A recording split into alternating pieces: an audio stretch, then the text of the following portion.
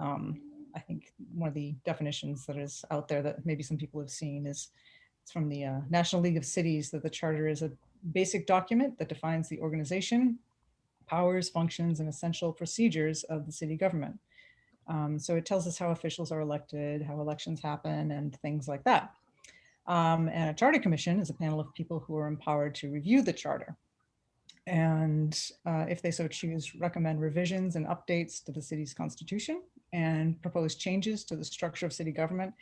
And those recommendations are then subject to approval by voters. The last time Portland convened a charter commission, it proposed reinstating a popularly elected mayor with day-to-day operations, the responsibility of the city manager, and other changes. And as we know, that's a big topic now. And we'd also like to promote an event for a look back at the last commission and what it achieved. If you could please take a look at the Portland Public Library and the League of Women Voters. They're having a forum with a panel discussion that's on May 25th from 6 to 7 p.m. And Kim, I believe, is going to drop that info in the chat and with a link to that meeting. So that'll give you a little broader overview of where we've been with the Charter Commission, and maybe give some thoughts about how this one could turn out.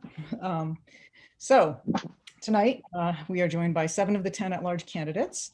We have Catherine Buxton, Marpheen Chann, Lawson Condrey, Anthony Emerson, Benjamin Grant, Patricia Washburn, and Nasreen Sheikh-Yousef. And they will all share their thoughts and answer some questions on the city charter. William Bailey, Ian Houseal, and Stephen DiMillo sent their regrets. They were not able to be here tonight. And Hope Rovelto, who initially was in the race, has dropped out. So we have seven attendees, and the forum will be recorded for replay on YouTube, and we'll send that link out afterward. And it was a little challenging, daunting to figure out a format, particularly when we first thought there would be 11 candidates. And so where we landed was having 2 set questions for people to answer, and having one question that people could choose from a list of 8 questions. And so what's interesting there is only 2 people chose the same question. And so we there were 8 questions, and then Steve DiMillo unfortunately couldn't make it. So we ended up having only 1 overlap. And so that'll be interesting. I think the reason that we did that was to give people the ability to choose a question that spoke to something that they were not able to discuss in the other sections of the forum. So I think even just knowing what people chose is an interesting aspect.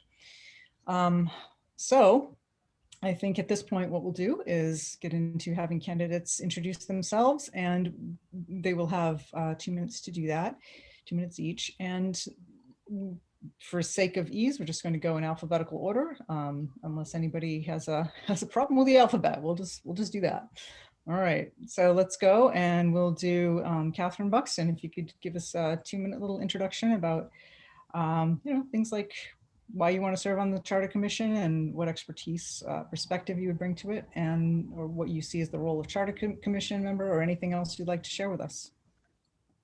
Sure, thank you. Hi, my name's Catherine Buxton. I use she, her pronouns. I have the distinct honor of being the first alphabetically in this forum, and also running for Charter Commission at large. And yeah, in talking with neighbors at their doors, on sidewalks, and through Instagram direct messages, the most succinct way I've come up with to describe who I am and why I'm running is that I'm your neighbor. And as your neighbor, we probably have many intersecting interests and also a lot of differences. And I'm running because I want my neighbors, not just the ones who look like me, but all my neighbors, to have more of a say in what happens here. And I think that the charter is a chance to foundationally put the people who live here and work here in that decision-making seat. So we need to make it more possible for working people to run for office, but we also need structures that mandate meaningful public processes that ensure that impacted communities are involved at the outset of decisions, not just as an afterthought. A little bit about me. I work for Speak About It, which is a consent and sexuality education organization, which means in the past 7 years that I've worked for Speak About It, I've had a lot of uncomfortable conversations and also a lot of amazing and inspired and vulnerable conversations. And 30 seconds. thank you. And I think those skills of brokering shared learning across difference are actually the most invaluable to the commission.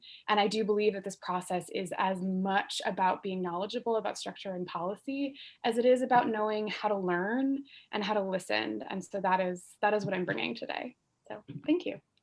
Great. Thank you so much, Catherine. You're welcome. So then our second person will be Marpheen Chann. And if you could, same thing, just give us a little introduction and take it away. Thank you, Sarah, and thank you for having me here tonight. Many thanks to the neighborhood organizations and leaders who put this forum together. It is truly a glimpse of what Portland's future can look like when we all come together as neighbors to listen, to ask the tough questions, and share solutions. My name is Marpheen Chann, and I'm running for Portland Charter Commission at large to help make Portland more inclusive, more responsive, accountable, fair, and equitable. A little bit about who I am. I am an openly gay Asian American running to represent all of Portland on the commission. My family of Cambodian refugees moved to Portland in the mid-90s from California. We lived on Cedar Street near Portland High, then in Riverton Park, before I was put in foster care at age 9 and adopted by a family in Naples, Maine at age 14. I share my story because it's what made me who I am today, and it impacted how I look at the world and the obstacles and challenges we face.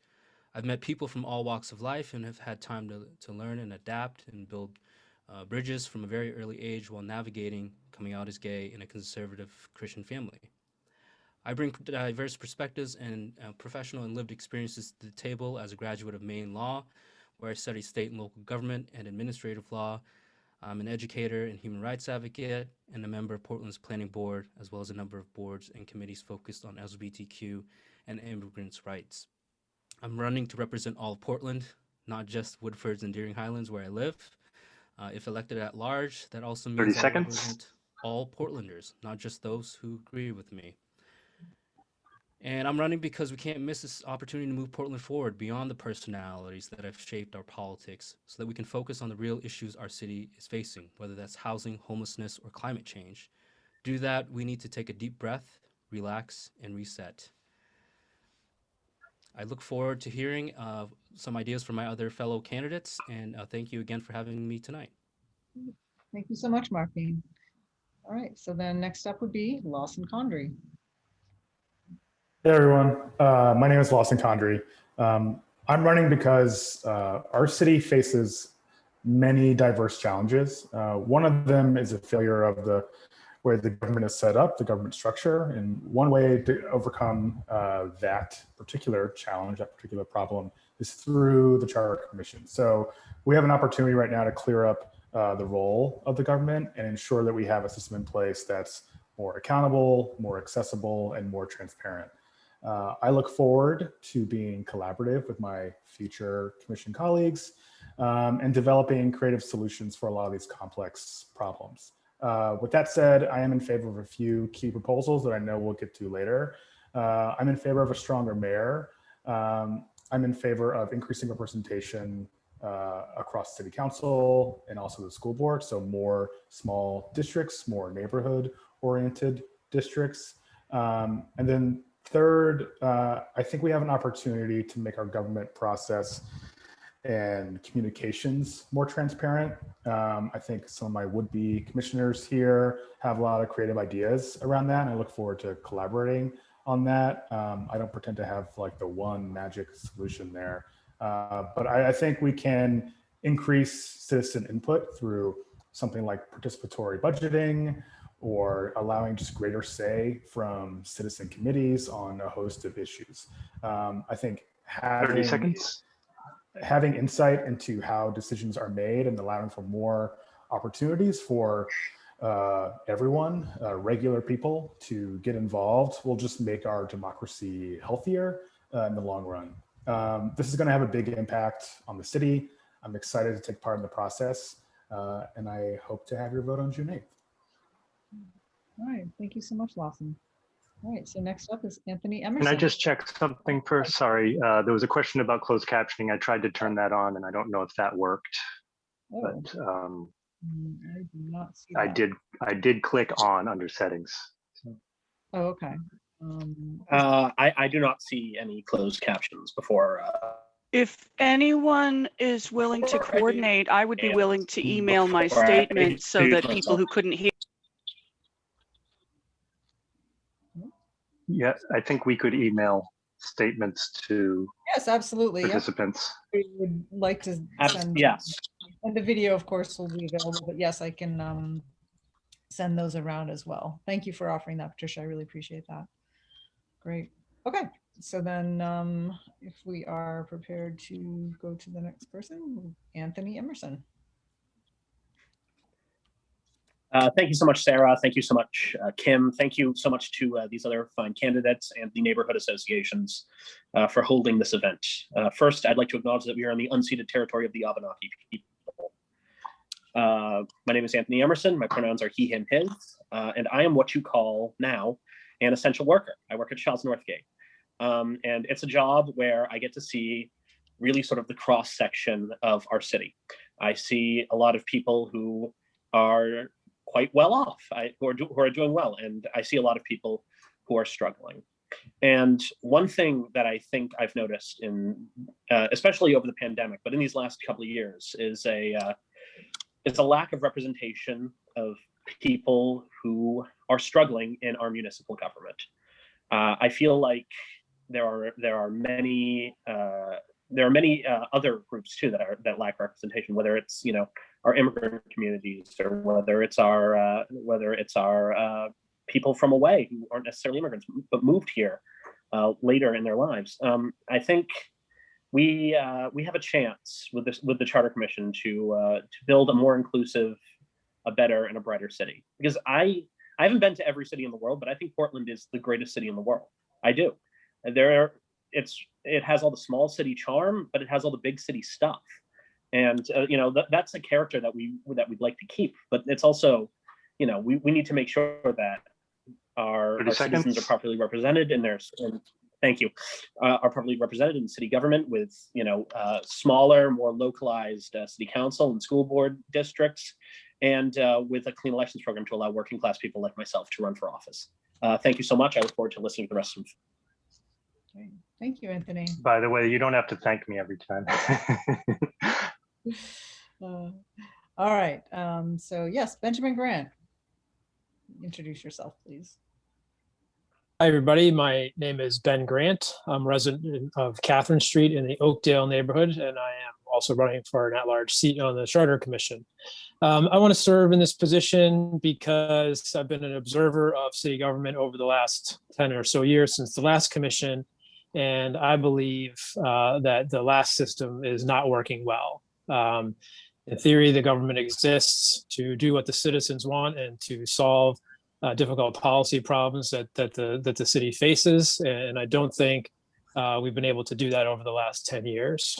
I don't really find fault in the people we've elected. I think a lot of the problems that exist because the charter has some fundamental flaws, and I think this commission has a chance now to take the experience of the last 10 years and fix things so that we can actually achieve some results on our key issues over the next 10 plus years. I bring a unique experience and perspective to this job. I am a father of 2 kids in the public schools. I've lived in Portland for 20 years, and my wife is a nurse practitioner at Greater Portland Health.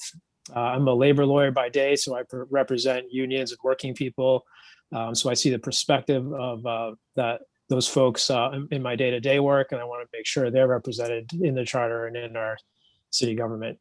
I also have a long career in state level politics, having been a former chair of the Maine Democratic Party, 30 seconds. Former co-chair of the governor's transition team, and other various public roles. So I think I am well set up to do this high profile public policy work under difficult circumstances. And I look forward to talking more about some of the issues, and thanks for hosting this event. Thank you so much, Ben. All right, Nasreen. You're up. I thought it was bad. Hi, my name is Nasreen. Thanks so much, you guys, for inviting me this forum. And I'm a community organizer and Black Lives Matter activist. The reason I decided to run for the charter is because, as you can see, the Black Lives Matter movement is focused on, changing the structure, particularly racial justice structure that is going on in our country. And at first, I didn't know nothing about the charter, as many people are. So somehow that's the reason I joined in to learn about what the charter is. And I learned that's how our city structure is, strict city power is. There they are, and that's the reason I decided to run and make change about it, not on racial justice part, but economy justice, on social justice, and any other ways that I can definitely make change on the community I work for and I love. And that somehow reached me to be part of this charter commission. There's so many changes that need to be happening right now. Poland is diverse, it's inclusive, it's welcome city, but our charter is completely different thing. And I want to be part of that change. I want to be part of that that structure change that will be inclusive for all Poland resident. So I hope so folks will learn about me. 30 seconds. You learn about me and somehow make that decision to, elect people who would do those change, who would do those work. I am willing to do those work, and yeah, that'll be all. Thank you. Thank you, Nasreen. Patricia, Washburn. Okay, you've listened to 6 of these, so I gotta make it fun, right? My name is Patricia Washburn. I use she, her pronouns. I'm smart, I'm hardworking. I'm sorry, I grew up in Massachusetts, but I got better. I moved to Portland in 1989 to take a job at the Press Herald, and I fell in love with the city. I spent a long time working in journalism. I launched the first Press Herald website in 1995. Since then, I've become a technology communicator for various large companies. Right now, I'm with WENA. I know how to bring people together from different viewpoints, communicate effectively with varied audiences, and understand perspectives that are different from my own. I want to use my technology expertise to try to make city government more accessible to families, seniors, people who have a difficult journey to get to City Hall. For many years, I've volunteered and supported local, state, and national Democratic groups. I've made TV ads supporting goals such as access to healthcare. I'm known for being an advocate for more inclusive and responsive government. Because of an incurable hereditary disorder, I became disabled in midlife, and now I use a wheelchair. Not my favorite experience, but boy, it has really opened my mind and has helped me understand not only disability issues, but issues of everybody who has some sort of vulnerability, and has made me a better advocate. As a renter in West Bayside, I'm very familiar with the issues surrounding unhoused people in Portland. As someone who spent the last several years learning more about my own privilege and the structures of systemic racism, I am committed to listening to Black, Indigenous, and other people of color to build justice and equity into our city's government. On a lighter note, I play Dungeons and Dragons in World of Warcraft, and I also wrote a book called Self-Care for Cats. I welcome your questions, and I thank everybody who put this event together. Oh, thank you, Patricia. Self-care for cats. I will have to take a look at that one. So I have. It's very deep and philosophical. Cats are that. All right. So this will bring us to the first question. And again, this was a hard one to figure out what we wanted to ask. So they're a little bit broad, a little bit open, but I think they capture the essence of what we generally want to know, and gives people an ability to kind of branch off and answer it in your own way. So we'll start again with Catherine Buxton. And so the first question is, how would you describe the purpose and potential impact of the Charter Commission?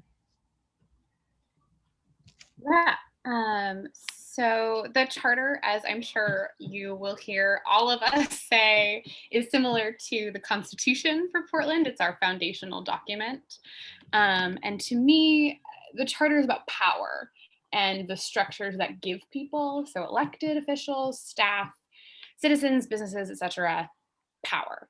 And power comes in the form of decision-making power and veto power and budget-making power, but it also comes in the form of representation and influence and votes and more.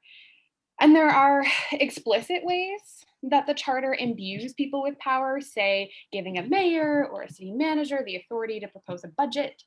And there are implicit ways. So say ways in which we can help more diverse people run for office. And as hopefully we all fundamentally understand by now, people also in society occupy different amounts of power and privilege based on their identity and their economic background. And that kind of power also impacts how the structures in the charter function. So it's my view that our charter commission is responsible for looking at how power is shared here, both equitably or both explicitly and implicitly with mind to equity. And because of this, I think the impact of the commission could be really big. It could really shift who has decision-making power. And I think it's the role of the commission to be forward thinking in this, to write a charter that meets this moment that we're in right now, and really 30 seconds. who has been left behind. And whether that is codifying the continued need for, say, asynchronous meeting participation. So yes, I mean like Zoom, or something broader, like thinking about the citywide commitments to reducing our climate impact and how we do that structurally in the charter. I think those could be really big impacts. So I hope the commission in short will be huge in writing a more participatory government and writing a government that engages more communities in the decisions that really impact their own lives. Thank you. Sarah, you muted. All right, there we go. All right, thank you, Catherine.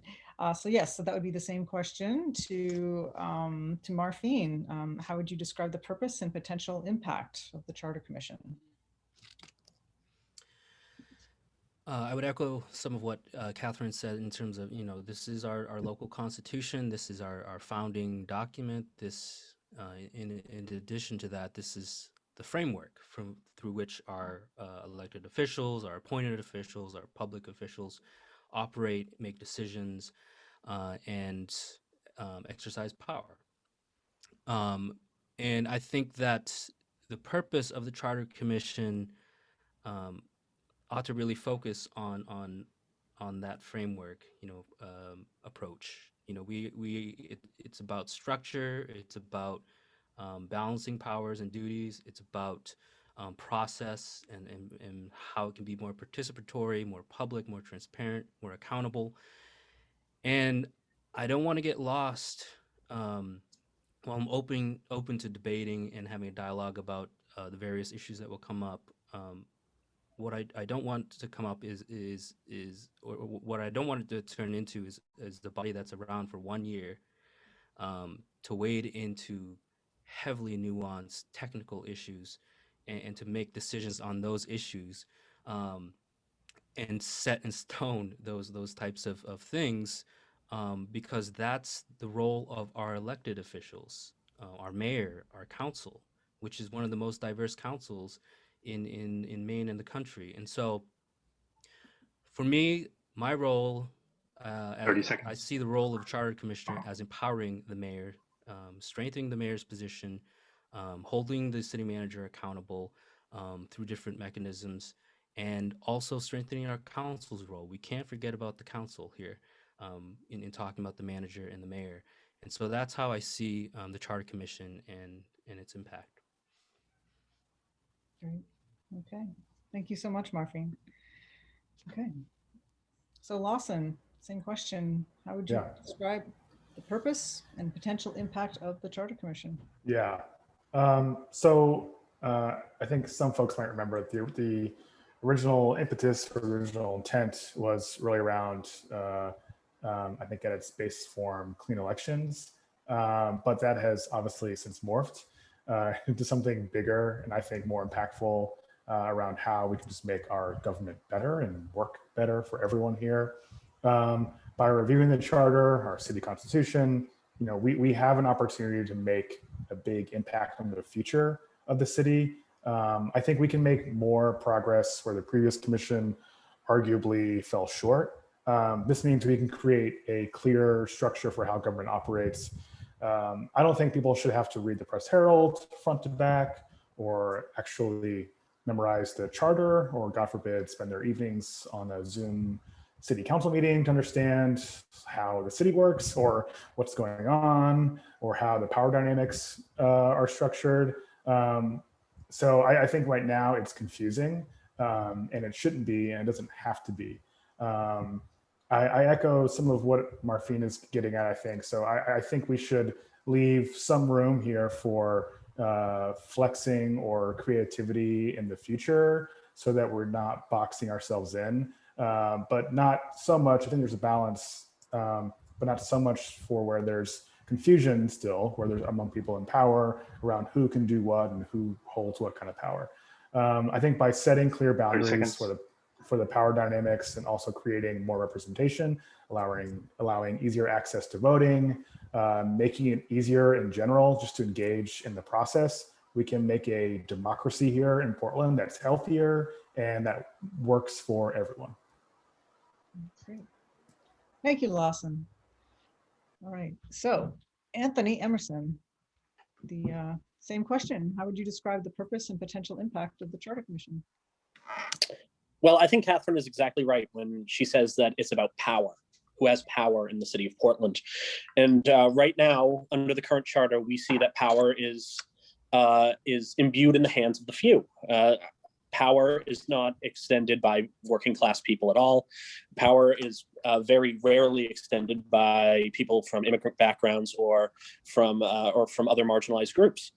Power is very rarely extended by people from the islands, because the islands are in one city council district connected to Munjoy Hill, which I find asinine and bizarre, personally. I think that if you ask average people, and I have been through my job, they don't understand how the government in the city works. A lot of them blamed Mayor Brennan or Mayor Strimling or even Mayor Snyder for things that were going wrong. And like whatever our policy differences with any of them are, they were under the current charter, they're just one vote on the city council. And so despite getting the name mayor, despite getting the fancy corner office, despite getting a higher pay than the other city councilors, they're just one more vote. And so I think there's a lot of imbalance in our city government right now. I think that I simply think that the current charter is horribly broken and needs to be reformed to ensure that it's simpler for average Portlanders to understand. And two, that it's more democratic for all of our citizens, and that it's easier for our citizens to get involved in this in the political process. Power should not be imbued in the hands of the few, especially in a city as wonderful and progressive as ours is. Thank you. Great, thank you so much, Anthony. All right, Benjamin, same question. How would you describe the purpose and potential impact of the Charter Commission? Thanks. And you can just call me Ben. Benjamin was what my parents called me when I was in trouble as a kid. So just Ben is fine. I was thinking about how to make this answer a little bit different, because I do support a lot of the direction that the other folks are going. It sort of occurred to me how difficult our job is going to be with the purpose of this commission. A lot of people's opinion about the charter right now is wrapped up in who is either elected now or who was elected before or who has served in different roles in city government. And our job is to create a better system regardless of who is in those offices. And obviously what is better is in the eye of the beholder. I happen to think something that's more democratic, more accountable, easier to understand, and then also achieve some better results in terms of any key issue, reducing homelessness, making the city more affordable, closing the achievement gap in schools, anything, those are some of the issues that I think of as needing to be better. But our challenge is to create a system that can lead to those better results, no matter who is elected. And I think that's possible. I look at the charter as fundamentally flawed right now, and we can reform ways that will set up our elected officials for success.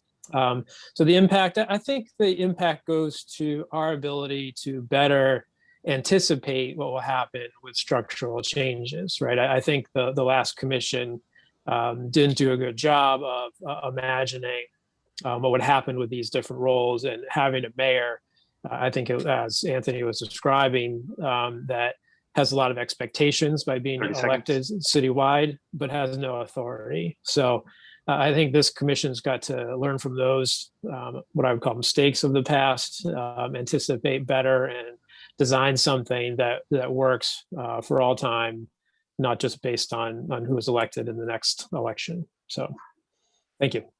Great. Thank you, Ben. Okay, so Nasreen, same question. How would you describe the purpose and potential impact of the Charter Commission? Yeah, every time the charter been, open, I noticed that any person who get, elected for the Charter Commission somehow like change and review on things that will, for them, and never look at what is the community wants. And of course, it was lack of diversity, lack of people of color, the marginalized group, people who majority affected by the charters.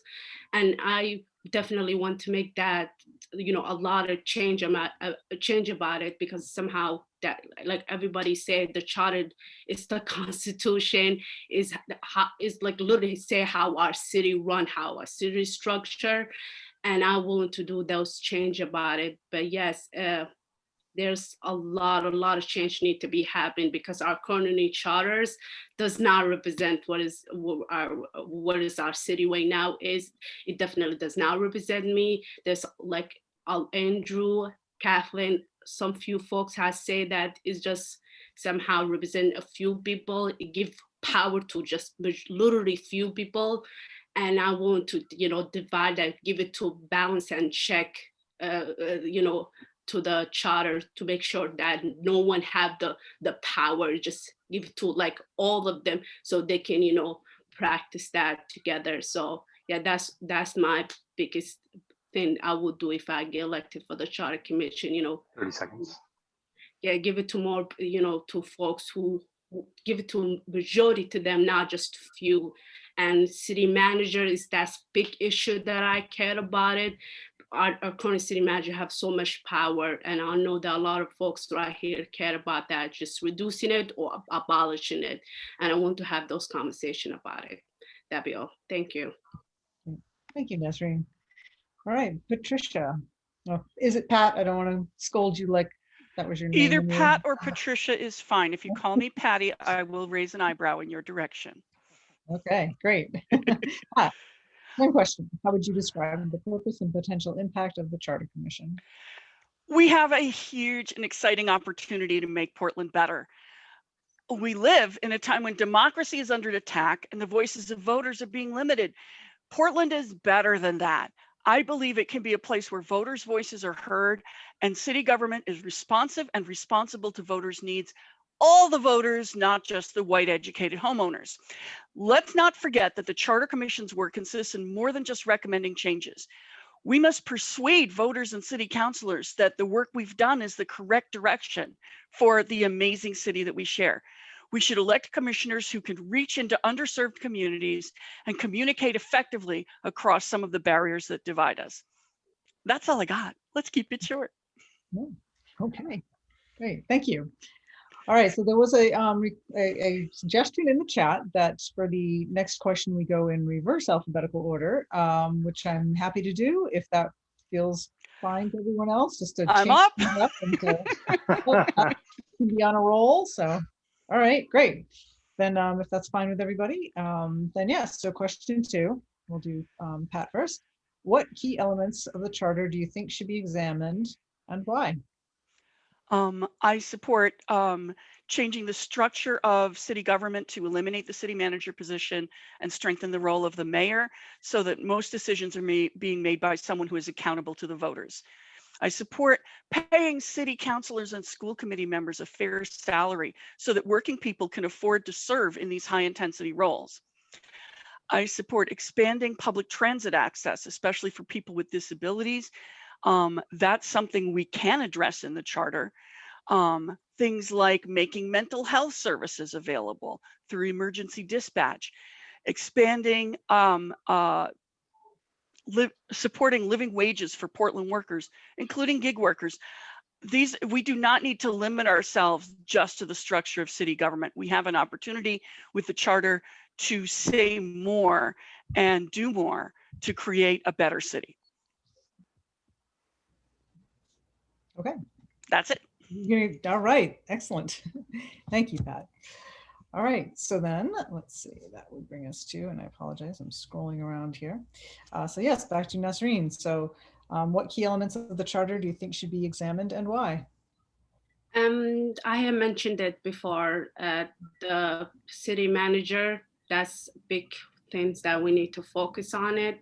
And it's because he's an unelected city manager and our mayor and city council will not hold him accountable. So it's us, the community, folks who are gonna get elected will hold him accountable, hold that accountable. But yeah, I'm pushing for abolishing that position, as Pat said that, and pushing for strong mayor system. It makes sense. The city manager running the city, it does not make sense. It's not democracy, and that's not how our city is. And that's number one thing that I'm gonna focus on that. And also clean election. I discovered that running for a campaign is so hard as a working class person. So definitely pushing for clean election is definitely, we need that. Removing at-large, seat, that's another thing that I'm focused on it. Running at-large seat I cannot reach out to a lot of Poland voters or a lot of Poland residents. And it's just much better if I have ran as a district and, focus on, reach out to my neighbor. That makes sense, other than just running at large, a candidate or being elected at large. It does not make sense to, connect with your voters, connect to people who vote for you, connect to people who at that at large. 30 seconds. Yeah, that's my three other important thing that I'm pushing for it. Those change if I get elected for the Charter Commission. That'd be all. Thank you. Thank you. Okay, so Ben, same question. What key elements of the charter do you think should be examined and why? Thanks. I have about 4 priorities. The first one that I've brought to the table is the city budget process itself. And this sort of ties into re-examining the mayor's role. So I favor an executive mayor style city government. I think the mayor should be taken off of the city council and should have the ability to appoint, with some checks and balances, some of the top level staff in City Hall. Along with that, though, I think the mayor should be able to propose a full city budget, and that's what should initiate the budget process. Anyone who has followed or tried to advocate for instance, the school budget knows the kind of inane two-headed process that we have here, two-siloed process that we have here in Portland. It's very hard to understand. It doesn't come from the elected officials to begin with. And I think we're going to achieve some better results if we have a real conversation through the mayor about the city budget and how to balance all the competing needs. So budget, executive mayor style government. I want to look at our elections, specifically a few things. One's that's been mentioned, and that's public financing. I do think we should write that program into the charter. But beyond that, I think we should move the election of the mayor to a high turnout election. So either the presidential year or the gubernatorial year. And I think we need to the extent that it's safe and feasible, permit all residents, regardless of citizenship, to vote. And then the last thing is something that's touched on by others, and that is the council districts themselves. I too would like to make them more neighborhood based, so that we have 9 individual districts and no more at-large districts. I think we'll find that the councilors that we elect from these small districts will be more responsive and more accountable. And I think that'll help facilitate a better process in City Hall and achieve some better results. So thank you. Thank you, Ben. All right. So Anthony, that's the same question. What key elements of the charter do you think should be examined and why? Let me build off of what my friend Ben said, because I agree that we need to have smaller districts, more representation. But I think 9 people is not big enough for a city of our size, and for as diverse of neighborhoods that we have and communities that we have in the city. I think it's kind of weird that we have more representatives in Augusta, than we do in City Hall. And I think, that sort of neighborhood level representation is going to really open up and make our democracy make our government, more democratic and more accountable. So I would think like 11, maybe 13 when we get rid of the if we get rid of the at-large seats. That would be that would be fairly small districts that are pretty neighborhood based.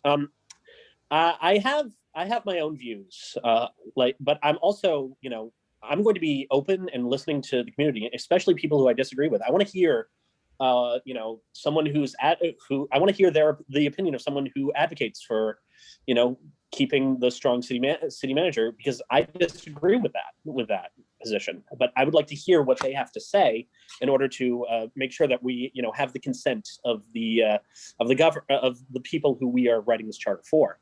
So while I'm in favor of like a stronger mayor and more a more accountable city government, I'm willing to listen to all stakeholders and make sure that we all chart the best paths forward for the city of Portland. All right, thank you, Anthony. All right, Lawson, what key elements of the charter do you think should be examined and why?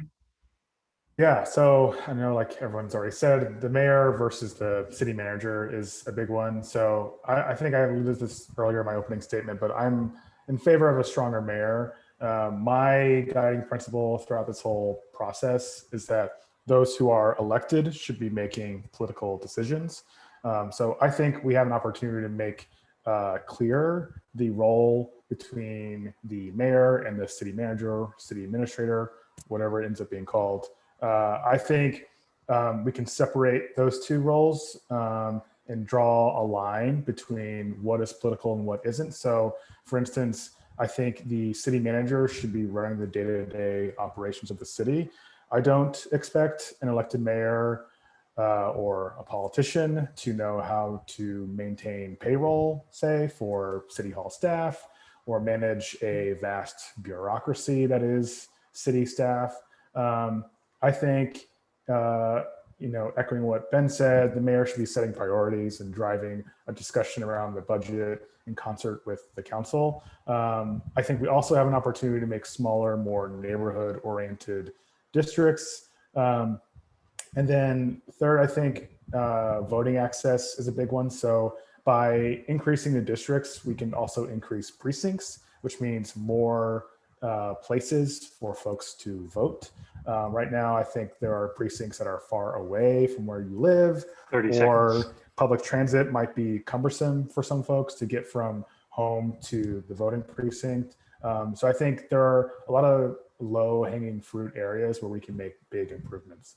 And I look forward to working with everyone here on the commission, if I get on, and collaborating on additional ways to make positive impacts.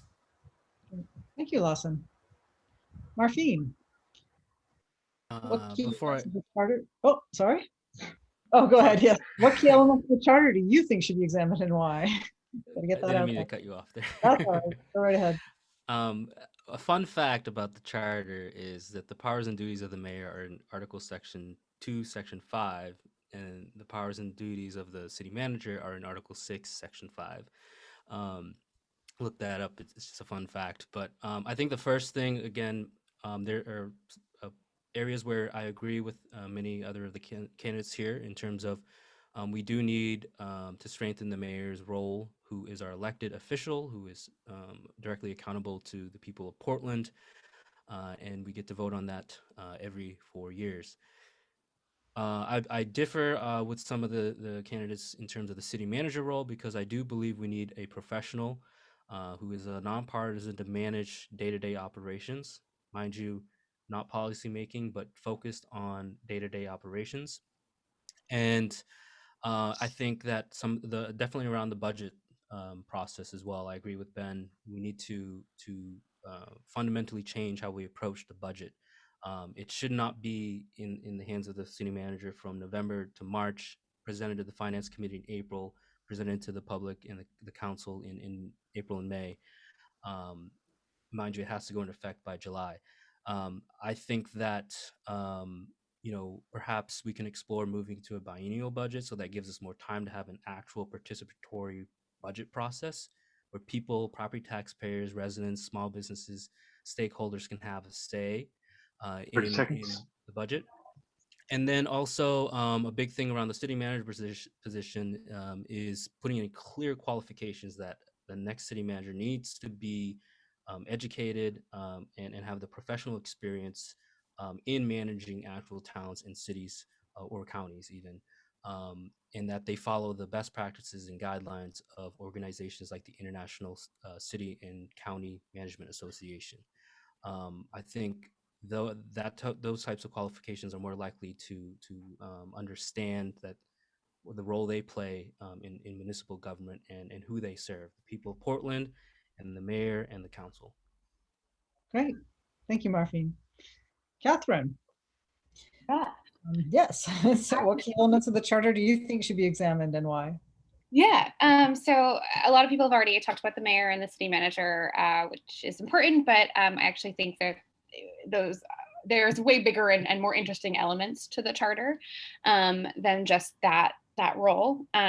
I really think this election isn't about two people. It's about the structures that govern all of us and about getting creative about the structures that govern all of us. So I'm sort of excited and emboldened to sort of hear, Marpheen suggesting a new structure for the budget, and Lawson, saying like the precincts, like that's a new thing that I hadn't thought of before. So I'm excited to get curious about the key elements that different perspectives are going to be bringing as well.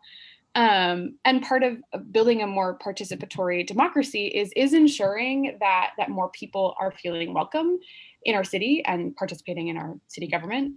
So if we, as the Charter Commission, aren't addressing systemic racism within our charter, within our city, then we have frankly failed at our jobs. I am committed to using the lens of racial justice from all our work, for looking at investing real dollars in racial equity programs or departments, looking at childcare at meetings so more people can come to meetings, to changing the voting districts, as people have mentioned, investigating the role of police power in the charter and in the city. And I'm a white person. I strive to be led by communities of color in this work, and I know that those communities are not a monolith. So that's going to be it's going to take a lot of listening and dialogue. I am really interested in addressing the size of our voting districts and removing at-large seats as well. There's a lot of research around this, happy to send it to people, about how at-large seats actually time and time again have proven to favor majority populations with privilege at the disservice to poorer, usually communities of color, in addition to, speaking from experience, being expensive and cumbersome for candidates to run for. And I'm really curious about exploring other ways we can empower smaller neighborhood districts, in addition to just being small districts for councilors. Like, can we look at neighborhood assemblies or ways we can empower neighborhood groups to really get involved in the structure and decision making in office? Yeah, thank you. Thank you.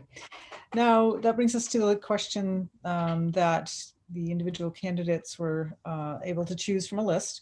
And so I think in a way to change up that order a little bit will be to take them in the order, there's a numerical order they were in, and whoever picked them in that order is, I think, how we'll go, just to change it up a little bit. So the first question on the list, question number 1, Marpheen had asked to answer this. And so the question to Marpheen was, how would you describe the appropriate structure of a municipal government for a city of Portland's size and type? Thank you, Sarah. First, I want to say that my comments on the budget, I need to give credit where credit is due. I've had a lot of conversations with Ben Grant about that. And so he's the go-to person in terms of budget process for me. But in terms of how appropriate structure of municipal government for a city of Portland size, I believe and have known Portland to be sort of ready to launch into the next level. It keeps bumping up against the 68,000, 67,000 population level, but and I think that with the growth that we've seen over the last 10 years, I think Portland is struggling with growing pains and is ready to launch into the next level. and move up population wise. And so our government needs to reflect that. I personally think that we need to move to a full hybrid system. We are not a hybrid system completely. We took a few baby steps in that direction, but a true hybrid system, the mayor is stronger, has more control, can appoint and fire the city manager with the advice of and consent of the council. The mayor has a more oversight role in terms of the budget, and the mayor and the manager work better together in appointing department heads and top level staff. And so there are 30 a handful of seconds. other things there. So I would like to see us give the hybrid system a second chance by moving fully to a full hybrid system, and getting Portland ready to launch into the next stage and the next level of growth for a city our size. Great. Thank you so much. So question number 2 was actually, that was the only one that had two different people choose it. And so I will go by alphabetical first name, and that would be Grant. So you can you can answer, what role does the charter play in encouraging citizen engagement? Sure. My answer is going to sound similar to a couple others, but I do want to focus on the specific, kind of impetus behind the question. That's engagement. I think that is a key feature of all that we're doing, that we want to have more engagement, and through more engagement, we can get results out of City Hall and our city government that truly reflect what the people of the city broadly want. One idea that hasn't come up yet that I have caught on to in speaking, especially with councilors and former councilors, and that is to adequately staff those in city government, so that, for instance, constituent service doesn't rely solely on your ability to email and get a response from your councilor. I think a small constituent service staff in City Hall that serves all the councilors and the mayor, and is dedicated to responding to constituent inquiries and complaints and requests, I think will go a long way to making the citizenry feel like they're getting what they pay for in city government. I think also some of the democracy reforms will encourage that engagement too. I mean, elections are when a lot of people learn about the policy choices that we have in city government and the people that are making them. So, if we move to high turnout elections, I think more people are going to be paying attention, more people are going to learn, more people may be inspired or angered into action. So I think moving the elections around, making them high turnout, so we have more and more participation, will increase participation down the road when it comes to policy making in City Hall or in the school board. So those are a couple of ideas around engagement. Again, it's a fundamental thing that drives the work that we're going to be doing, and be a real focus of mine. Thanks. Great. Thank you, Ben. So Pat, that is the same question to you. What role does the charter play in encouraging citizen engagement? Okay, so little history. I was working at the polls in Portland in 2013 when city voters took on the topic of legalizing marijuana. And we were overwhelmed with people who were moved by that issue to register and vote for the first time. Lines out the door. It was amazing. Did all of those people remain active and engaged voters? Yeah, maybe not.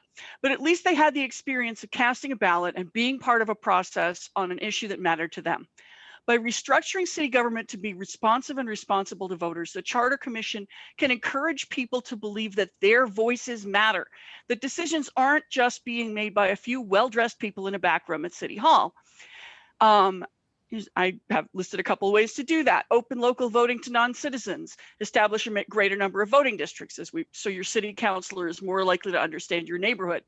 Specify that positions like city attorney and public advocate should be elected by you, the voters. Mandate that city government information be disseminated in ways that are accessible to everyone, including voters with disabilities. Require that citizen engagement be measured and tracked across neighborhoods, races, genders, ethnicities, ages, and other demographic factors to provide a clearer view of which communities would benefit from greater outreach.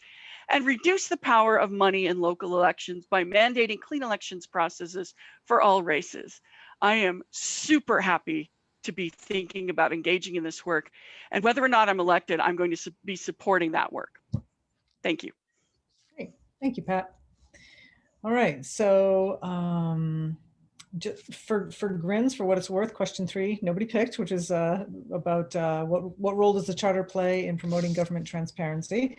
We didn't have a question for every single person, so that's okay. I just wanted to mention that that was one of the ones on the list.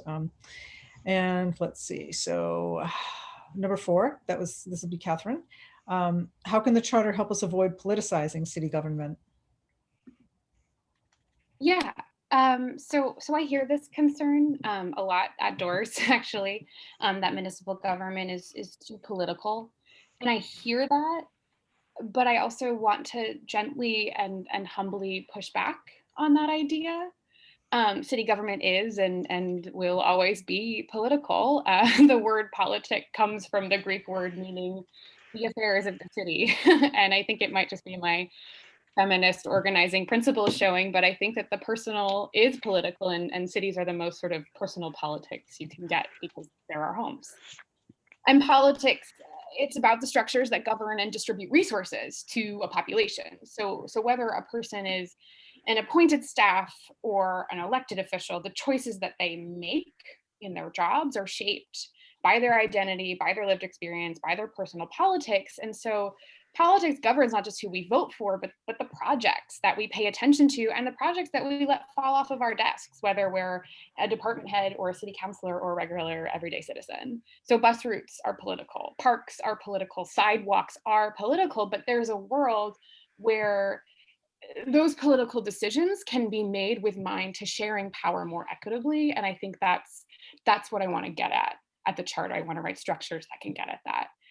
And, I think some people say Portland is too political out of this honest discomfort of feeling that things were working before. And I want to go back to the way 30 it worked. seconds.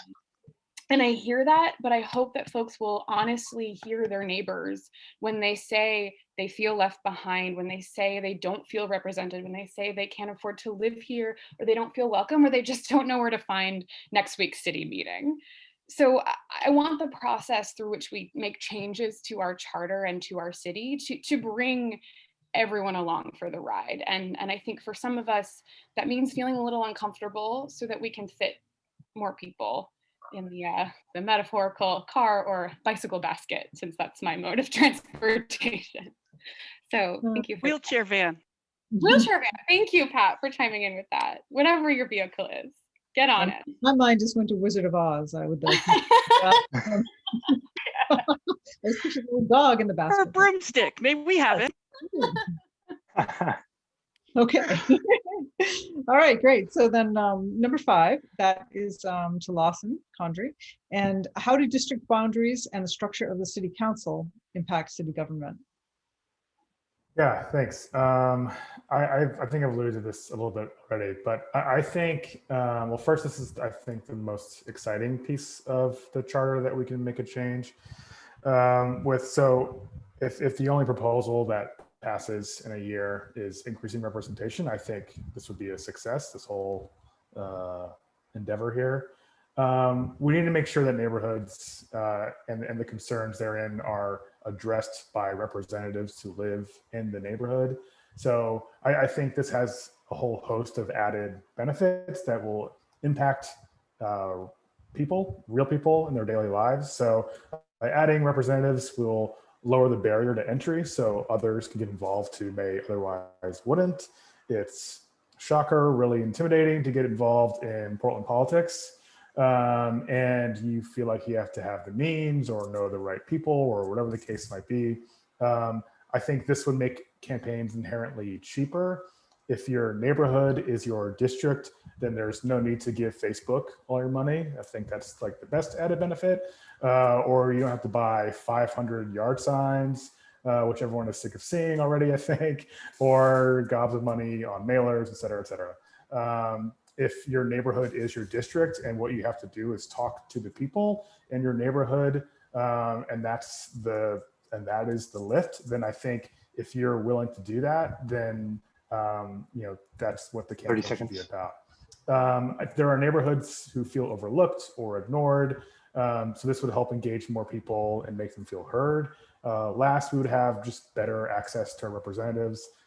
they not only would have a better likelihood of sharing concerns or issues, but there's a good chance you might even know the person. They might actually live in your neighborhood. So I can go on and on, I'll stop, but I think this is the most exciting part of the charter. Okay, thank you, Lawson. All right, so question number 6 is elections are decided by I'm sorry, I'm skipping question 6, which I actually also thought was interesting, which was, and again, this isn't one that someone chose, but I'm just gonna read it. Elections are decided by a majority of votes, but that margin is sometimes very narrow. What ideas do you have to ensure elected municipal officials are equally responsive to the needs of citizens who may not have voted for them? So tuck that in the back of your heads, one to think about. So number 7 was picked by Anthony Emerson, and that's, does the city charter have a role in supporting or funding clean elections for municipal races? Thank you so much. Yes. Lawson touched on them. Can you hear me? It's a little choppy. Oh, here. How about now? Is it better? Yes. Okay, I'm sorry. Again, doing it from mobile, it stinks. Anyway, let me. So Lawson briefly touched on this in his answer, but running for office takes a lot of time and money and energy. And when people were first asking me to run for charter commission, I was like, no, I don't have the money to. I can't afford to. You know, I barely had enough money to run District 5's school board race in 2020. And, you know, even though I eventually came around to the idea of running for it, I still can't afford to do this. I mean, I had to leave work early in order to be here tonight. So like, and you know, that when people don't have the money or the resources or the means to run for office, then we only get people in office who do have the money, the means, and the resources. And then what are their priorities? Their priorities aren't necessarily in line with the work with, you know, those of us who work at a grocery store, you know, who and through this pandemic, everyone, all of my coworkers and some of my friends who don't work at the specific shops I work at feel like that our voices have been ignored, not just by, you know, our managers, but by our city. Our city's government, we feel like, has let us down again and again and again. And I think that that's because we don't really have, you know, an essential worker in power. We don't have someone in there standing up for us. And so that's one of the reasons why I'm running. I'm running because I want to make sure that. Thank you. I'm running because I want to make sure that, you know, all Portlanders are able to serve their communities in the ways they best feel. And right now, under our current system, with how expensive it is to run for office, how time-consuming it is to run for office, the signature requirement is insane. I qualified on the last day. We only need 25 signatures to run for a state representative seat. That's one of the reasons why I'm running for charter commission. Thank you. Thank you, Anthony. So that will bring us to the question number 8. That's Nasreen. And the question is, how would you describe the pros and cons of non-citizen resident voting? And should all property owners and business owners be allowed to vote in city elections? So for the non-citizen voting is a hot topic that a lot of people don't know about it, but there's a lot of immigrant people who are non-citizen, or some of them are somehow reaching to be a citizen. It takes 5 years. I've been through that process. So, but some of those immigrant residents that live here have a business they own, pay taxes, they put their kids on school, they just like us regularly, and it just does not make sense not give them the right to vote. And there is a lot of people like, oh, that's not our constitution, all that stuff somehow people are breathing in.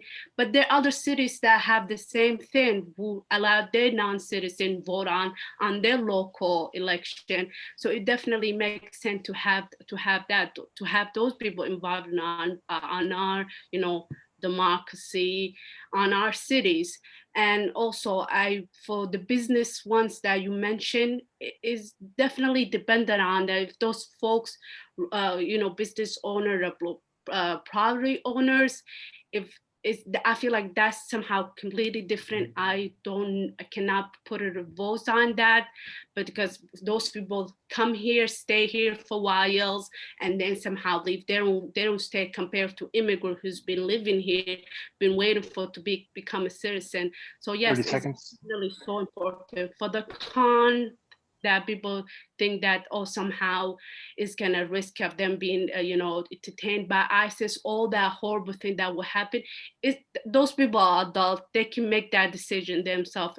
Us, we have to do just give them the right to vote and, put them out there. If they do not take on that process of, voting, is on them, but it's not my place to make that decision. It's definitely themselves to make that decision. And majority of those people, they go to parents go to school. They somehow have to make decision on what's going on and not like on City Hall. So yeah, that's what I will leave it to it. Great. Thank you, Nasreen. So then that brings us to closing statements. Those were all wonderful answers, and it was great to hear more about all of you through the lens of those three questions. And so for closing statements, how about first name alphabetical again, just to change it up, if I can do this in my head. All right, so that would bring us to Anthony. That would be you for the first closing statement.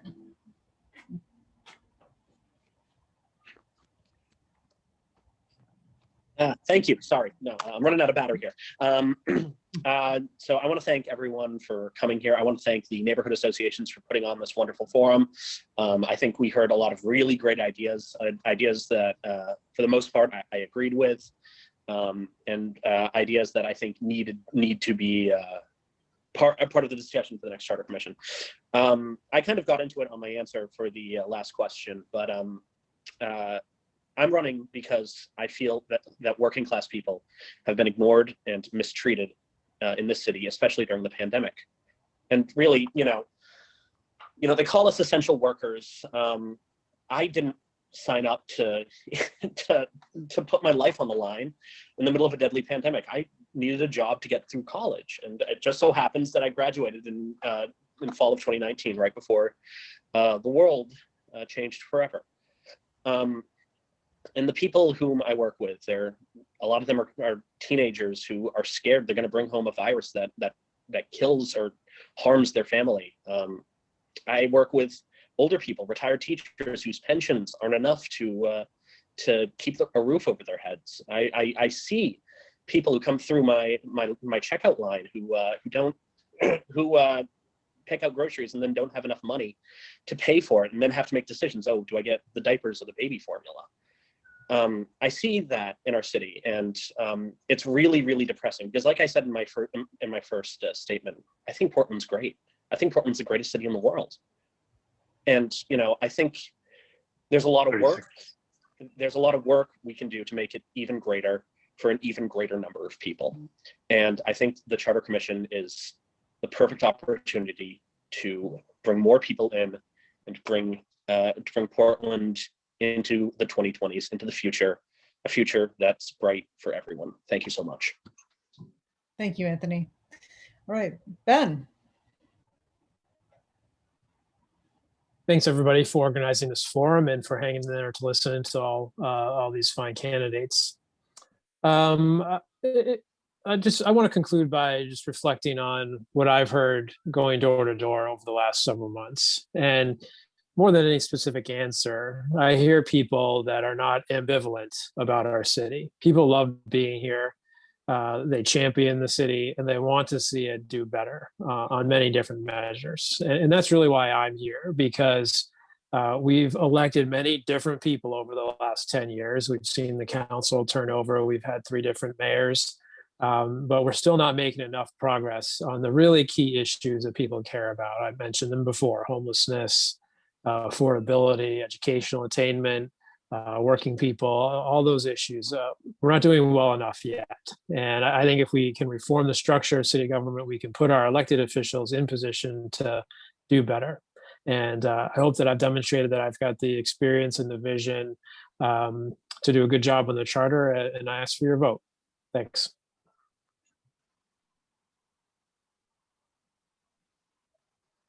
There we Sarah, go. you're muted. Yes. Yeah. Thank you, Ben. All right, Catherine. Yeah. So thank you everyone for coming out to another Zoom on another week. I think I'll just close with my hopes that you'll reach out to me with questions, concerns, pushback, feedback. Truly, I thrive on constructive criticism. It is my morning coffee. So please, I'd love to talk to you. You can check out my website, catherineforcharter.com, or message me there, or on social media at Catherine for Charter. Again, I think this process needs to be a dialogue, and not just amongst the candidates, but amongst you all as well. And I guess lastly, as you're thinking about who to vote for, I hope you'll think not just about the who, but the how of the charter process. Vote for folks who are committed to building a process that's as inclusive, as participatory as the end goal, as we want our government to be. I work in the field of violence prevention, and I spend a lot of time having achingly difficult conversations with young people, building community and building empathy. There's a lot of folks who are running in the districts at large who have a lot of really amazing skills. So vote for the folks who are going to build an important community-oriented process, who will bring more people into this conversation, and who will build a charter process that hopefully is a template for more city processes moving forward. I really look forward to brokering a challenging dialogue with folks, whether I'm on the commission or engaging in public comment as a regular everyday citizen. And I look forward to seeing who will come forward and serve. Thank you. Thank you, Catherine. All right, so let's see, that would be Lawson. Thanks. And thanks everyone putting this on and coordinating this. And thanks everyone joining. Like Catherine said, I know, joining another 90-minute Zoom is maybe not everyone's top priority on a Tuesday night, but thanks for coming and listening. I've heard from a lot of folks outdoors how it's hard to know what this election is about. I actually just had someone come to my door before this asking what the hell this election is about. So that was really fun. I've been active in the community since moving here in 2014. I'm on the Community Development Block Grant Committee, and I've been volunteering at Portland Adult Education since 2016, working in the classroom, helping folks learn to read, write, speak English, and working with new Portlanders. You can really see a pure excitement in being here in Portland. And so that motivates me. We have an opportunity to make our government work for everyone. So those who have lived here their whole lives and dedicated to putting roots here, and those who are just joining us as neighbors. We don't know when we'll have the next opportunity to revisit the charter. And so I don't think we should take any half steps. I think we should create a government that works for all of us by being more accountable, more transparent, and more accessible. Thanks. Thank you so much, Lawson. Right. So Marpheen. Yeah, thank you everyone, and thank you to all the many neighborhood organizations for sponsoring this. I'm running because, I want to help make Portland a more democratic city with democratic processes. And for me, that means, looking at the word democracy. Democracy isn't an echo chamber. It's a dialogue. It's a conversation that's always continuing and transforming and moving forward. And it oftentimes means that, you're faced with people that don't agree with you. And, all of these candidates I would love to work with, I know are people committed to the city and want to be a part of that dialogue. And that's the type of people we need on the Charter Commission, who are open-minded and willing to engage in that. And for me, my experience, studying law, I don't practice law, mind you, and practicing studying urban planning and being a part of the city, whether it's the planning board or president of the Cambodian Community Association or on the at Maine State Advisory to the U.S. Commission on Civil Rights. It's in all of those places. It's a dialogue, and sometimes I don't end up on the right on your side of things. But one thing you need to know for sure is that I'm always open minded and willing to engage in a conversation with you. 30 seconds. And for me, my life experience also matter, because every Thanksgiving and Christmas and Easter, I sit down across the table from my very, very Christian family who don't agree with who I am as a gay man. But I choose to be there because family is important, but having a space in their life where they know someone like me who challenges their beliefs and what they believe about gay people, if that's not a qualification, I don't know what it is. So I'm running for charter commission, and I hope to have your be among your top 4. Great. Thank you, Marpheen. Right, Nasreen. Yeah, same thing. What has everybody been saying, that I'm doing this because I care about this community. I've been community organizer. I've been reaching out to other community, helping out. I've been, volunteer, worked for other campaigns, and did a lot of protests. And I reached out to the point, like, I want to do more. I want to do more. Like, somehow that feelings of like you doing something and it's just like no change is happening, and that happened every years. So I'm sorry, I'm about to cry, but yes, I definitely so passionate about making change. So I care about this community, and there's so much work to need to be done. There's so many stuff need to be done, and our community, particularly marginalized community, the working class community, Angel mentioned that, are in pain. They've been in pain and need to be changed, need to be happen. So yes, that's what I will leave it with before I cry. Thank you so much, Nasreen. All right, so that will bring us to somehow, Pat, you ended up at the end again alphabetically, and I do apologize. I'm going to go back in time and blame my parents.